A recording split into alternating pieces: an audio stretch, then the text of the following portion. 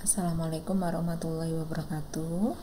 Halo teman-teman keperawatan, jumpa lagi sama saya ya, Dina Nurpita. Kali ini kita akan belajar bareng tentang pengkajian dan manajemen nyeri pada anak.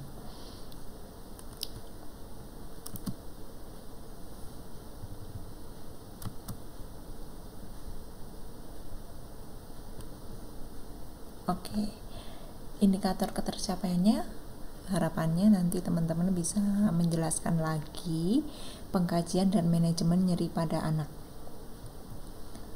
Nah, sebelum kita belajar tentang nyeri pada anak, kita mesti tahu dulu mitos-mitos apa yang sering terjadi pada anak.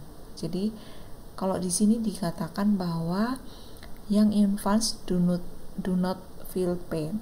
Jadi, mitosnya adalah bayi-bayi baru lahir itu tidak bisa merasakan nyeri. Ini salah ya. Kenapa kok dikatakan seperti ini? Mungkin karena bayi tidak bisa menyampaikan nyeri. Dia hanya bisa nangis, mungkin mengernyitkan dahi, kemudian menyilangkan tangan. Ya, nah itu dianggap sebagai respon yang biasa. Padahal tanda-tanda perilaku seperti itu adalah mengindikasikan bahwa bayi tersebut sedang merasakan nyeri. Jadi tidak betul bahwa bayi-bayi muda itu tidak bisa merasakan nyeri. Kemudian yang kedua yaitu anak-anak menjadi lebih mudah kecanduan narkotik. Ya, ini juga tidak benar ya.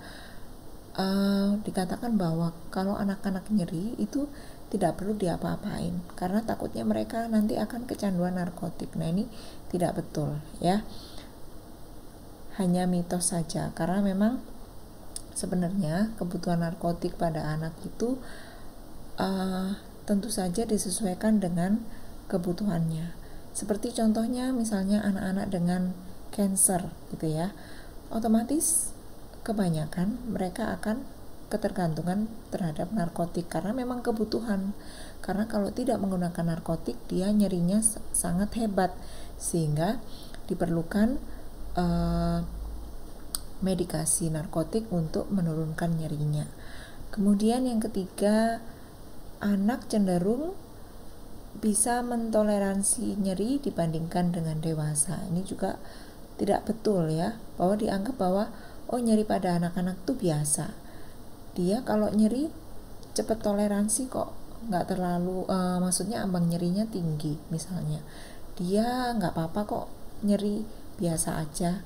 Kalau dewasa nyeri pasti meraung-raung kesakitan. Nah, ini juga nggak betul ya. Ini hanya persepsi saja gitu ya. Padahal di sini kita punya beberapa instrumen untuk mengkaji nyeri pada anak. Ya, yang tentunya disesuaikan dengan usianya. Jadi tidak betul bahwa anak itu bisa mentoleransi nyeri dengan baik ya, tidak semua anak ya. Kemudian yang keempat, anak tidak mampu menceritakan nyerinya, di mana letak nyerinya, seperti apa nyerinya, dan ini juga tidak betul ya, karena anak itu sebenarnya kalau dia dalam tahap perkembangan usianya itu di atas 3 tahun, maka dia sudah mulai bisa mengungkapkan nyerinya. Misalnya dengan menunjuk bagian yang sakit, dengan cara mendeskripsikan melalui gambar, atau melalui cerita, atau melalui lagu, dengan menangisnya hebat dibandingkan dengan menangis yang merintih. Tentu saja itu juga bisa menggambarkan intensitas maupun severity dari nyeri. Kemudian nyeri menjadi hal yang biasa gitu ya.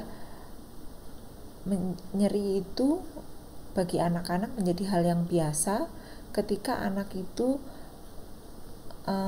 mendapatkan prosedur-prosedur yang menyakitkan, dan ini juga tidak betul ya, karena sebenarnya anak itu juga merasakan nyeri ketika dipasang jalur intravena, misalnya dipasang atau dilakukan plebotomi atau pengambilan darah, dia sebenarnya merasakan nyeri. Ada misalnya anak ketika disuntik kok dia hanya mengernyitkan dahi, nggak nangis. Oh, dianggap bahwa anak ini tidak merasakan nyeri. Dan ini kembali lagi ke ambang batas nyeri yang berbeda-beda pada setiap anak. Oke. Nyeri merupakan pengalaman subjektif yang dipengaruhi oleh usia manusia, ya. Jadi setiap manusia melaporkan nyeri dengan cara yang berbeda dan ambang batas nyeri yang berbeda, ya. Cara yang berbeda, ya. Dewasa mungkin ketika menyampaikan aduh,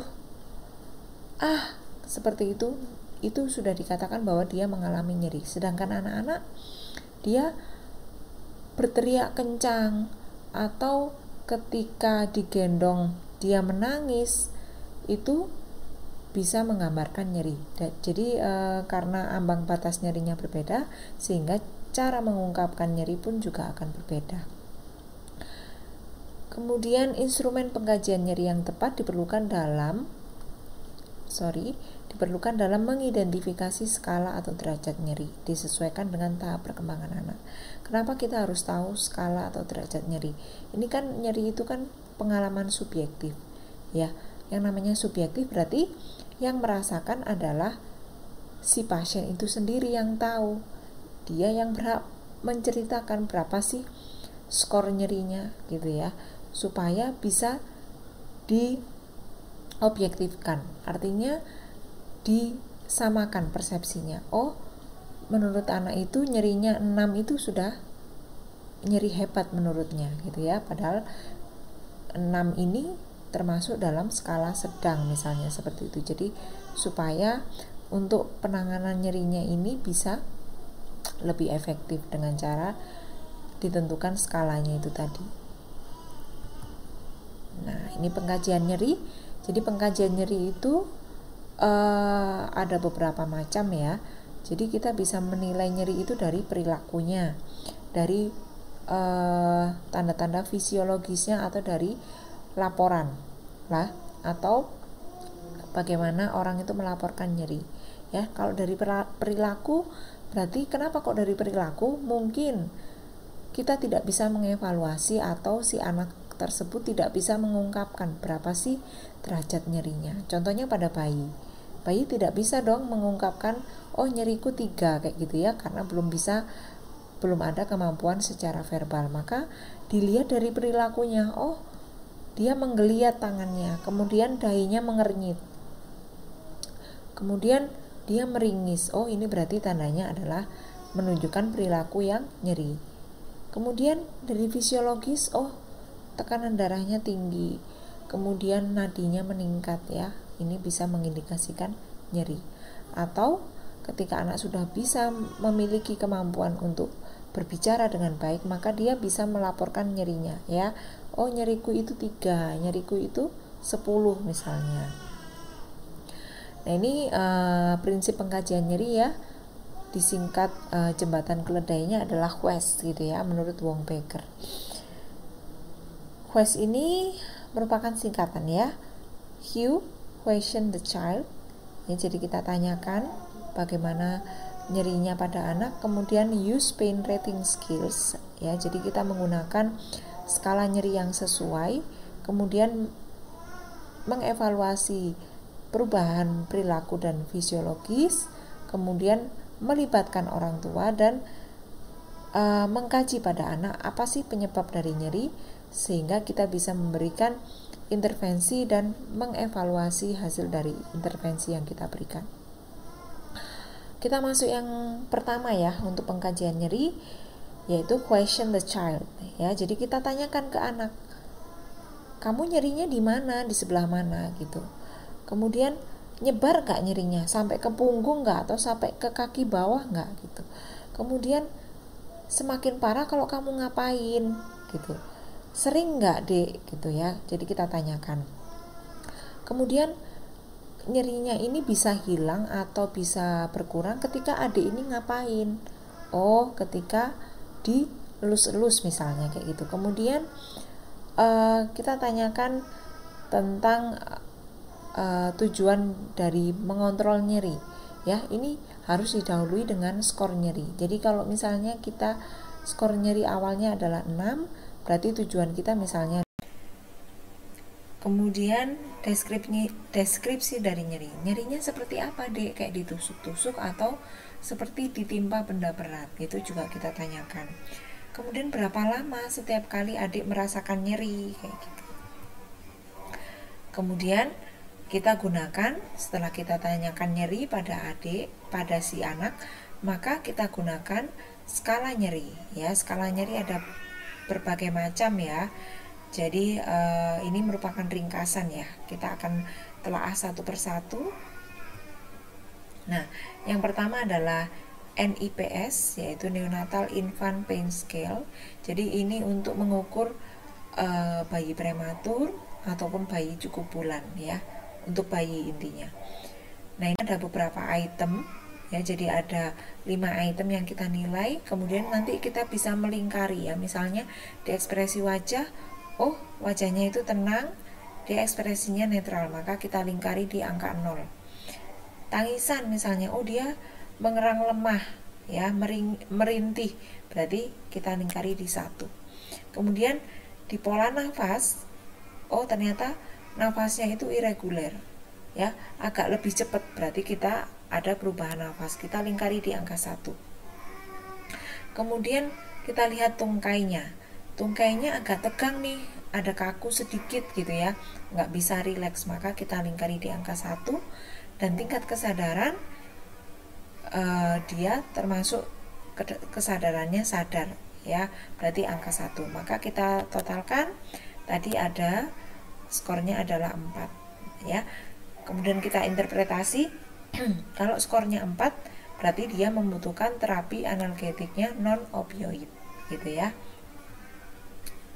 Oke, selanjutnya kita menggunakan instrumen Wong-Baker Faces Pain Rating Scale. Jadi ini untuk anak-anak dengan usia minimal 3 tahun ya. Dia tinggal lihat aja raut wajahnya itu menunjukkan nyeri yang mana gitu ya, dengan skala berapa gitu, sehingga kita bisa menentukan oh skalanya itu skornya 6 ya. Selanjutnya di skala numerik ya, ini untuk anak-anak yang sudah memiliki kemampuan berhitung gitu ya. Misalnya 5 berarti dia termasuk nyerinya itu sedang. Atau kita bisa menggunakan flex scale ya, jadi ini untuk melihat perilaku dari anak ya. Ini biasanya untuk anak-anak pasca operasi atau anak-anak dengan gangguan kognitif, dia tidak bisa menyampaikan gitu ya, ada hambatan, maka kita bisa menggunakan flag ini ya. Ini untuk usia 2 bulan sampai 7 tahun. Jadi ini hampir sama seperti NIPS ya, tinggal kita lingkari di angka berapa, kemudian kita jumlahkan. Setelah itu, setelah kita gunakan instrumen, kita evaluasi perilakunya gitu, kita validasi lagi melalui perilakunya.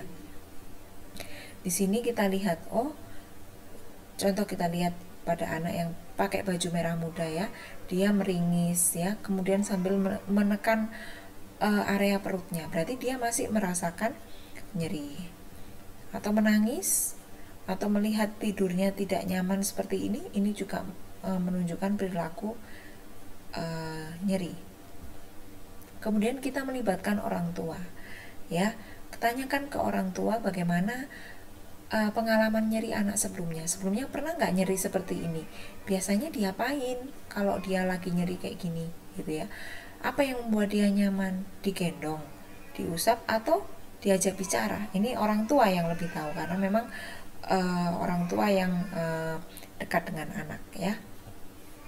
Kemudian bagaimana penyebabnya, kenali penyebab dari nyeri gitu ya. Jadi apakah penyebabnya itu kondisinya patologis atau karena prosedur invasif non invasif gitu ya, itu juga menjadi penyebab ya. Setelah penyebabnya diketahui, maka kita bisa menentukan tindakannya. Nah, ini manajemen nyeri. Manajemen nyeri ada farmakologi dan non farmakologi. Nah, ini bahasan kita di pertemuan sebelumnya ya tentang keperawatan perioperatif. Kita bahas lebih dalam lagi. Jadi manajemen nyeri farmakologis itu kalau dilihat dari tangga ini ada tingkatannya ya. Jadi mulai dari yang terendah ini ya, step 1 itu nyeri ringan. Maka kalau nyeri ringan membutuhkan analgesiknya jenisnya non opioid. Sedangkan step 2 di sini antara ringan ke sedang, maka membutuhkan opioid golongan lemah ya, dan diberikan secara oral. Atau step 3 di sini ya, mulai dari sedang ke berat nyerinya, maka opioidnya dia sudah diberikan secara parenteral. Atau step 4 ya, ini yang nyeri yang tidak tertahankan, maka ini membutuhkan terapi invasif. Nah, ini contoh NSAID yang bisa kita gunakan, yaitu bisa acetaminophen, aspirin, ibuprofen ya, sodium diklofenak, naproxen atau ketorolac ya, ini bisa kita pakai untuk NSAID-nya. Sedangkan untuk golongan opioid yang lebih tinggi lagi untuk nyeri-nyeri sedang ke berat ya, ini bisa menggunakan kodein, morfin atau fentanyl dan juga metadon. Nah, sedangkan manajemen nyeri non farmakologis ada beberapa macam. Yang pertama ada distraksi. Jadi ini mengalihkan perhatian ya. Ini bisa melibatkan orang tua ya dalam menentukan distraktor apa yang akan kita gunakan. Bisa melibatkan anak dalam permainan menggunakan media audio ya, visual atau audio visual. Atau anak diajak bernyanyi ketika dia memasuki usia toddler atau usia prasekolah, itu masih cocok ketika digunakan distraktornya adalah bernyanyi. Atau meniup gelembung ya, agar tujuannya di sini ketika meniup gelembung maka rasa sakit ini dianggap menjauh gitu ya. Sekaligus ketika meniup gelembung ini kita belajar untuk relaksasi nafas dalam. Atau minta anak untuk berkonsentrasi pada berteriak atau mengatakan aduh kayak gitu ya. Berteriak sekeras atau sepelan mungkin saat anak merasakan nyeri tersebut. Dengan begitu perawat mengetahui apa yang sedang terjadi. Jadi ketika coba adik mengekspresikan sesuka adik, ketika adik nyeri seperti ini, coba bilang aduh ya. Ketika dia bilang aduh tapi dengan sangat merintih seperti itu, berarti menunjukkan oh antara nyerinya itu sedang gitu ya, sedang ke berat gitu ya. Ini sehingga kita bisa mengetahui tindakan apa yang bisa kita lakukan. Atau menggunakan humor ya, menonton kartun atau membuat lelucon atau dongeng yang dia temanya lucu. Bisa juga membaca kalau anaknya suka membaca, bermain atau dikunjungi oleh teman gitu ya. Jadi ini nggak bisa dipaksakan gitu ya, tergantung dari kesukaan anak. Kalau anak sukanya main, diajak membaca buku, maka dia bukan mengalihkan perhatian lagi gitu ya, dia tidak suka sehingga tidak akan teralihkan nyerinya. Kemudian selanjutnya ada relaksasi. Relaksasi bisa dilakukan pada semua usia ya pada dasarnya ya. Pada bayi atau anak kecil digendong yang senyaman mungkin, itu menjadi terapi relaksasi non farmakologis bagi si anak. Kemudian diayun-ayun ya, ini sudah menjadi terapi relaksasi. Jadi pada bayi itu anak itu harus terapi relaksasi nafas dalam ya, jadi disesuaikan dengan usianya. Pada anak yang lebih besar kita bisa mulai mengajarkan ya, jadi tarik nafas dalam dari hidung, ditahan hitungan 1, 2.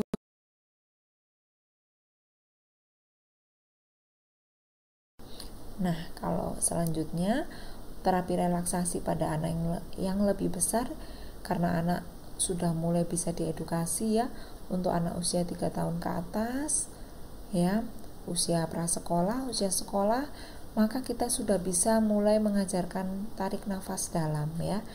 Jadi Dek, kalau nyerinya itu muncul, bisa tarik nafas dari hidung, tahan dalam hitungan 1, 2, 3, 4, 5, hembuskan melalui mulut, ya. Atau Adik posisi nyamannya seperti apa? Oh, bantalnya di bawah leher dan di bawah lutut misalnya. Itu membuat saya rileks. Oke, boleh. Atau relaksasi progresif, ya. Tarik nafas melalui hidung sambil tangannya diangkat ke atas, kemudian dihembuskan melalui mulut, tangannya kembali ke bawah. Ini juga bisa menjadi terapi relaksasi. Atau imajinasi terbimbing. Nah, ini kalau ini membutuhkan instruktur, ya, untuk bisa anak itu berimajinasi, tapi imajinasinya itu terarah gitu, ya. Jadi kita bisa mulai mengidentifikasi pengalaman-pengalaman apa sih yang menyenangkan. Contoh di sini saya sangat senang, sangat terkesan ketika melihat pelangi waktu sore hari, ya.